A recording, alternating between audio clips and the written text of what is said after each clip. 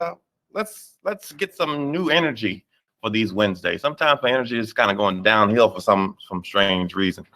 But we are going to, as Mr. Clayton said, look on optimizing the heck out of digital teaching. A lot of times we focus, well, recently we've been focusing on digital learning, being a digital learner, virtual learner, and all this. But, you know, I'm sure a lot of you realize that there are two sides to it. There's the learning side and there's the teacher side. And so the teacher has to prepare all this stuff, deal with all these technological issues and communication, ways of communication, so the students can then learn it and digest it and then perform. So we're going to take some time to look into that. I am by no means an expert in Schoology. I have experience in Schoology, just as some of you have experience in Schoology. Some have more experience, some have less, some have good experiences, some have bad. So throughout this presentation, I'll be trying to step aside and give some folks a chance to share the types of things that they do in their classrooms or in their Schoology classroom, just so we can get a wider range of ideas. Okay, it's a sharing thing. We're a community of teachers, also a community of learners. All right, so let's go. So for the sake of focus, here is the outline. So we'll start with just basic organizing, the organization of Schoology, dealing with profile pics and the use of folders, pros and cons of that, and then we'll address the idea of trying to keep as much as we can within that learning management system within Schoology to prevent students from having to click out and go somewhere else and then find their way back. And it also helps us. So we'll take a little bit of time to look in embedding videos and embedding Google Slide presentations into Schoology pages. Then we'll transition into tests and quizzes and also assessments. So Schoology has a lot of stuff to offer, and it really just takes time to explore it, just one thing, and then that thing will take us a good bit of ways and save us a lot of time in the end. And then I'll wrap it up. Now, relax. If you feel that I'm going too fast, that's okay, because at the end of the presentation, there are links to videos in which I walk you through some of these things that I'm going to be talking about. So you can play them at a slower rate, you can rewind them, you can fast forward them, whatever the case. So don't worry too much about that. So let us proceed. Yes, indeed. So we're thinking about clear communication. So clear communication through clear organization. So I want you to think of these questions. As a teacher, how easy is it for you to find what you need in Schoology? You're the one who put it in there. So how easy is it for you to find the things that you need in Schoology? When you open up Schoology, how quickly can you find the right class? Do you have to say, oh, wait, no, this is the right section? No, that's not the right one. And you click, oh, wait, no, this is the wrong one. We're going to talk about that. We're going to look into that. And then once you're actually in the course and you're looking at a week's assignments, how easy is it for you to navigate to find those assignments for a certain week? Are they all in one place? Do you have to go in different places to find the assignments for one week, or let alone one day? So think about those types of questions and think about how you would answer those questions, and then multiply the difficulty level by about 5 or 10, and that's probably how the students are feeling. So let's see how we can make things a little bit smoother. So this is more than likely not the first time that you've heard someone talk about creating profile pics for your courses. And so I highly recommend that, not so much for the students, but for us, the teachers, because some of us teach multiple classes of the same subject. So English 3 second period, English 3 fourth period, English 3 sixth period, and so on and so forth. So if we just stick with that, the default profile picture, that little blue abstract art, I don't really know what it is, it can be a little bit confusing. So it helps me, at least, to take time to create a quick profile pic. Maybe it's color coded, maybe it has the class period, maybe it has the class time on it. That way I'll be able to surely know and certainly know which class I'm actually getting into without saying, oops, that's not the right class. Okay. What I think I'm going to do, I think I'm going to walk through this whole presentation and then leave the time open for questions if you want me to actually walk through one of these types of things, because some folks might already have this down pat, so you might not need that information, or you feel that you'll be able to do the videos self-explanatory or self-guided. But I do have a video on creating these profile pics, and they don't have to be confused. They don't have to be very technical or anything like that. It's just simple Google slide presentation. Type the title, save it as a picture, and then select it. But there's a video about it, so let's not dwell on it. Okay. So I like folders. I like physical folders and also digital folders. Folders are for organization. I love paper clips. Paper clips are for organization. So they keep things nicely together and put them in nice little stacks. And I can sort those folders or sort those little stacks of things easily. And I highly suggest using folders when you're trying to arrange assignments or materials in Schoology. A few weeks ago, I talked to a few of my colleagues about how they organize their Schoology courses. Some said that they do use folders, others not so much. So if you don't use folders, more than likely, and correct me if I'm wrong, correct me in the chat, more than likely you have a long list of assignments and of materials that the students have to more than likely scroll all the way down to the depths of Schoology to find the stuff for the current day. Because whenever you add a new assignment or a new thing, it puts it all the way down to the bottom. So that is like the wheel of fortune. You just scroll on down, roll the wheel, spin the wheel to get to the bottom. But if you use folders, it can simplify that matter. And the way you use your folders, yeah. So the way you use your folders, it just depends on your preference. I use mine, as you can see in the picture. I arrange them by the week, and Ms. Hurt does as well. And then once the quarter ends, groups those as the whole quarter. But I break them down into weeks. So if it's week 8, for instance, I open the class with, all right, open up your week 8 folder and go to this assignment. Or go to, if I see that a student has been missing a good bit of class and a good bit of assignments, I'll be able to tell them which folder to go to based on how the assignments are labeled. So if you look at the picture under week 6, it has, the first item is 6-ACT opt-in form, and then the next one is 6, and then another assignment.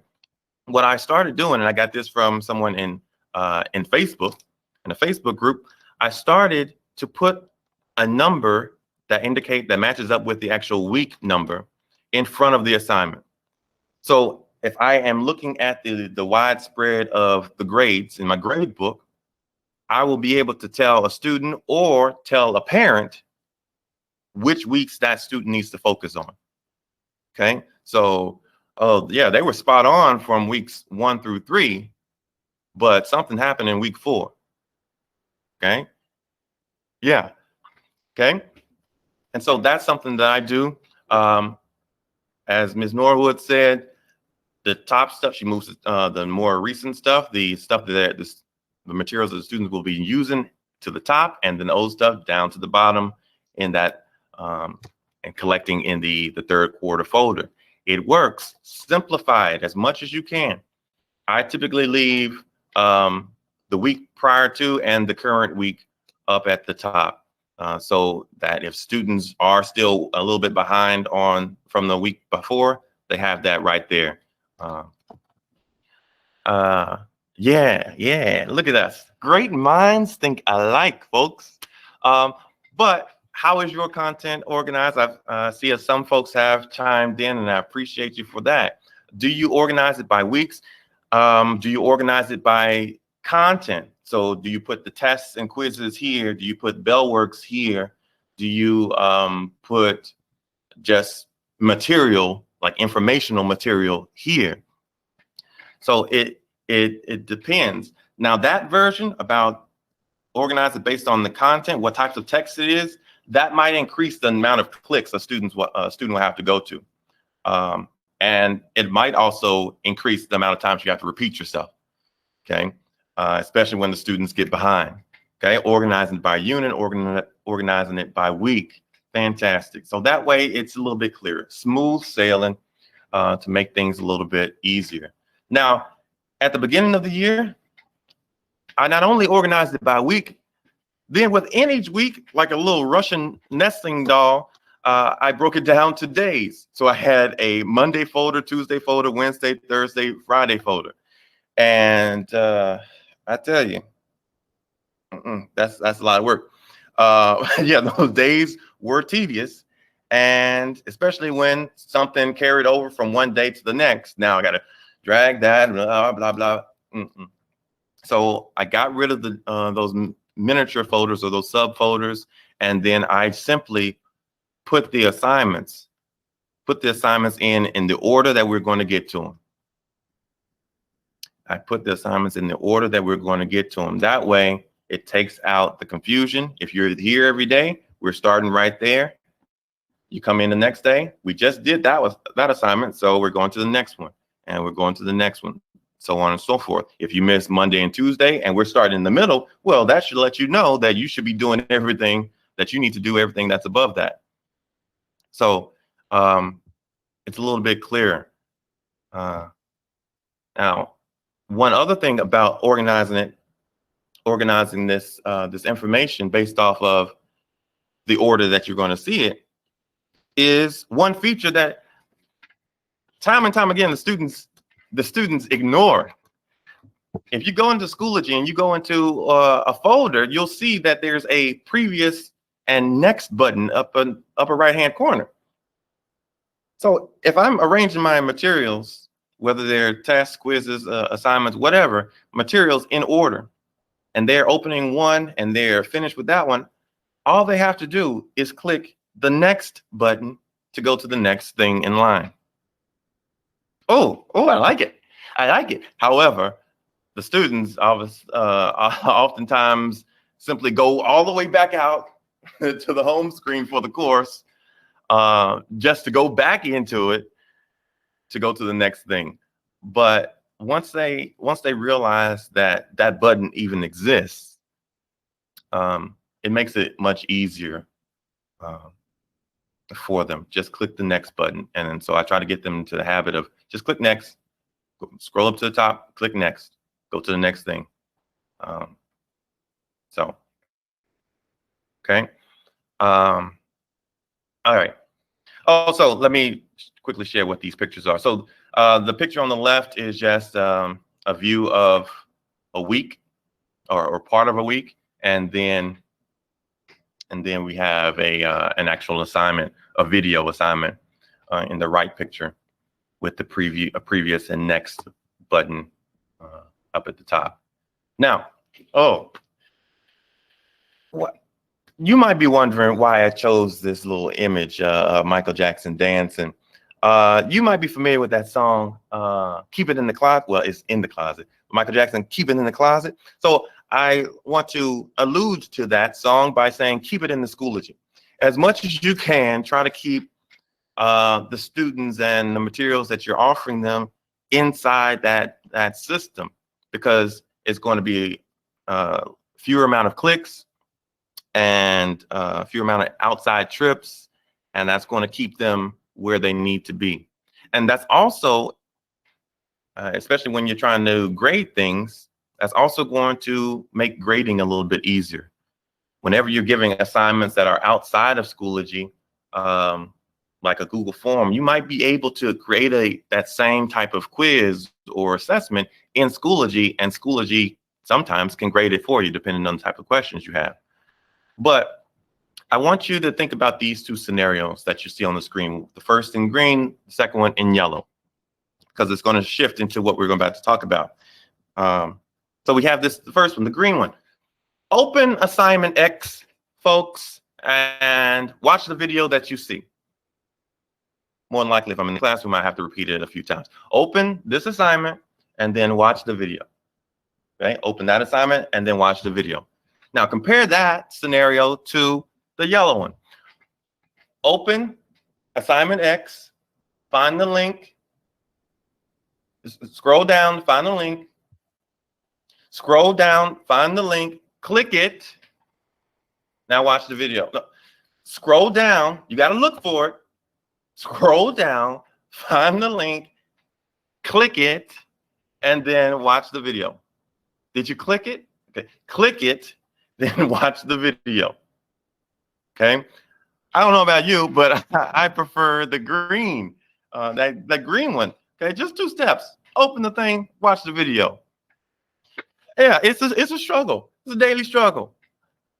Never mind the link is literally underlined and glowing in blue, but I have to find ways. We got to find ways to help them see where to go. And so as much as we can, if we can keep everything in Schoology, that reduces our stress and it also increases our instructional time, reduces the amount of repetition. So the next slide. The next slide talks about or demonstrates what it looks like to embed a video. So embedding a video inside of Schoology. So let's say that you have a YouTube video that you want the students to see. Instead of simply giving them the link and then having them go into YouTube, you can actually pull that video into Schoology. So everything is right there. So on the left, I have embedded a video into an assignment. So I have the steps. Step 1, watch the video, and I walk them through the steps. So step 1, watch the video. It's right there. Click play. Then after we watch the video, then we'll go through the next steps. Okay, so I'm not losing anybody. I don't have to get them back in, corral them back in. They all should be there. And if I'm watching Go Guardian, I should be able to see whether they're on task or not. But the thing about the videos, embedding the videos, is that you can just about embed a video into anything that you're creating in Schoology. So whether it's an assignment or a discussion board, as you see in the right, the picture on the right, or a simple page, or a test, quiz, or an assignment, or an assessment. So it can go just about anything. You can embed a video into a question on a test or a quiz. Let's say that you want the students to watch a video and then write an essay responding to it, or watch this brief video and then identify something that they saw in that. And that's one question. You can do that. And there's a video at the end to show you how to. But again, I'm walking through this whole thing. And then if there's time, I'll be able to go over anything that you want me to go over to walk you through it. Okay.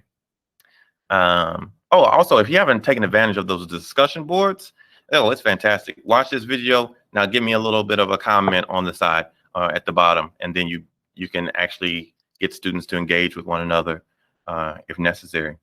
But it's also a quick comprehension check too. So we go to the next one. Now, in addition to videos, you can also embed presentations, Google Slide presentations. So if you're trying to share a Google Slide, you can keep it all in Schoology yet again. And it looks like this, what you see in that picture. And so all they'll do is click the arrow and you can tell them go to slide 2, go to slide 3, and all that. You don't have to have that control where you're sharing the screen. You can just tell them go to slide 4. Now, if you prefer to control it, that's on you. You can do that, but at least here they have access to it all the time. So if this is something that can be used as notes, as a resource, they will always have access to this because it's embedded there.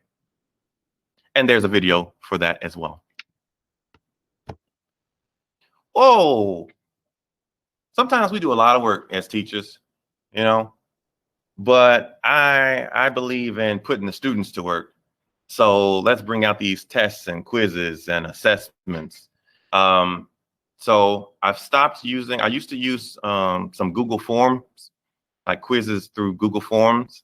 But I stopped doing that because it was creating more work for me. I had to not only create the thing in Google Forms and then bring the link into Schoology, but also I had to go back and then check to see whether students completed things and then bring those grades over into Schoology. No, thank you. So if you take advantage of the test and quiz function, you can pretty much create whatever kind of assessment that you're looking for. Now, tests and quizzes it's kind of like the basic options, basic question types: true or false, multiple choice, fill in the blank, putting things in the right order, short answer, so / essay. So if you want them to actually do some writing, some paragraph writing or essay writing, you can do that. And even matching. I've used matching. I've used a good bit of these in my class. And I put true or false in quotation marks because it's loose. Because you can change the label. So it doesn't have to be true or false. It can be, as you see in this next slide, theme or not. This is an example from an assignment I had. So I gave them a statement, and the student's job was to indicate whether that statement was an accurate theme, accurately written theme, or not. So that's why I put true or false in quotation marks, because it can be a type of sorting option for the students, depending on what you're teaching. Let me know in the chat as I'm talking through this if you have any experience with if you use these tests and quizzes. In the right picture on the right, fill in the blank. That's for my French class. And notice how I included a picture inside of that question, and all they have to do is just type in the correct answer. Now, for the fill in the blank, it's going to be necessary that they use, there you go, that they use the correct spelling. They type it as is. You can type multiple options, multiple answers, just to kind of cover everything that they might offer you. But fill in the blank is a nice choice, depending on what you're trying to do. If you want them to identify what this, the shape of the state is, I don't know. I'm English, not geography or anything else. So sorry about that. Let's move on.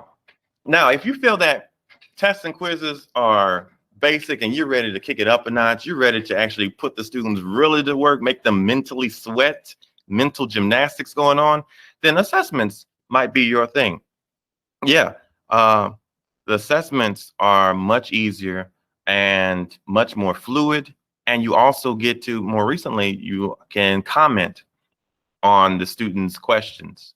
So you can give them feedback, which is nice. And I think you can do text feedback. You can record yourself giving feedback as well. But the assessments is the new and improved version of the tests and quizzes, essentially.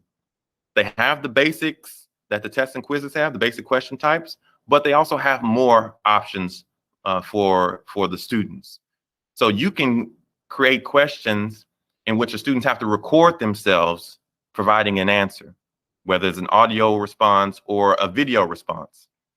If you're used to, if you like using Flipgrid, in which the students have to record themselves presenting something, that takes you out of Schoology if you do that. But if you use the assessment feature, create a video question, then all you have to do is type what they need to do, and then it's going to pop up as you have to submit a video.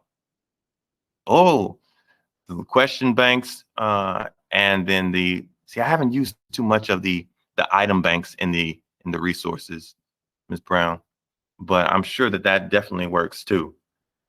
So there's so much to Schoology that I haven't even explored. But as you can see on the slide, there are many more types of questions. They can upload something, upload a file. I'm not sure what that would be. Math, short answer, number line, a chart. Again, I don't really know what those things, how those things would be, because that's not in my field, my discipline. But there's a video at the end that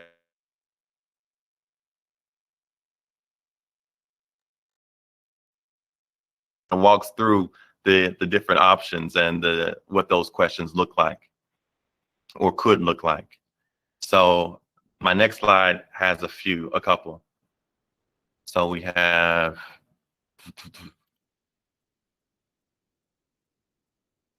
so both of these that you see are from my French class. So my directions were simple: record yourself reading the telephone number that they see, and then it's an audio question. So all they have to do is click that record button, record themselves, and they're good to go. The second one, the one on the right, I provide them audio, and then they have to fill in the blank with what they hear. So it's a fill in the blank question, and then I've just included audio. So they have to listen to that, play that, and then type what they hear. Okay. We got a lot of flexibility here. Let's move on. Okay. So I reached the end. So just in case you zoned out or I was just going way too fast and my voice is just becoming a little bit monotonous, I have these videos for you to reiterate or iterate what those ideas were. So I have the majority of these I have created. It's only the last one that's entitled more on the assessment question types that I did not create, but that goes through the different types of questions that you could use. But there's a video on creating your profile pic, organizing folders, setting these folders up, being able to move them around, and also embedding. I really like the embedding, whether they're videos or Google Slides presentations. So yeah. So that brings us to just about 4 o'clock. Do I have any questions, or would anyone like to share something share some insight that you feel that we can all benefit from? Because I am all ears. I love to optimize, love to save time by learning a new trick or trade. So what do you have?